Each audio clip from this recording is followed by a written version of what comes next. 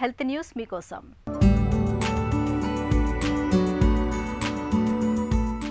పాపాయి పుట్టగానే తన కోసం బోలెడు బొమ్మల్ని తెచ్చేస్తాం. ఖరీదైన లోషన్లు, క్రీములు కొన్ని రాస్తాం.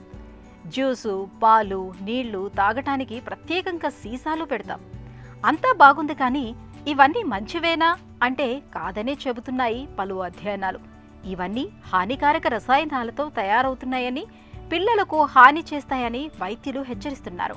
ముఖ్యంగా వీటి వినియోగంతో చర్మ, నాడీ సంబంధిత సమస్యలతో పాటు క్యాన్సర్ వంటి వ్యాధులు కూడా వచ్చే ప్రమాదం ఉందని అధ్యయనాల్లో తేలింది.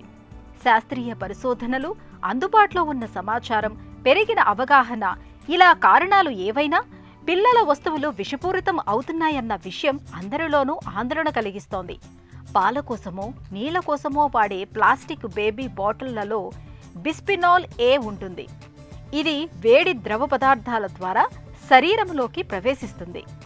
ఇక బుజ్జాయిలకు బాడీ కేర్ ఉత్పత్తులంటూ ప్రత్యేకంగా అమ్మినా సరే వాటిలోనూ సల్ఫేట్లు, పారాబెన్లు పుష్కలంగా ఉంటున్నట్లు పరిశోధకులు చెబుతున్నారు. డైపర్లు, టాల్కమ్ పౌడర్లు ఇందుకు మినహాయింపు కాదు. ఏ వస్తువునైనా కొనేటప్పుడు లేబుల్ని సరిచూసుకోవాలి. బేబీ ఆయిల్స్ కి ప్రత్యామ్నాయంగా సహజ నూనెలు, డైపర్లకు బదులుగా కాటన్ లంగోటీల వంటివి వినియోగించడం మేలు. ఈ సూత్రాన్ని బొమ్మలు కొనేటప్పుడు కూడా మర్చిపోకూడదు.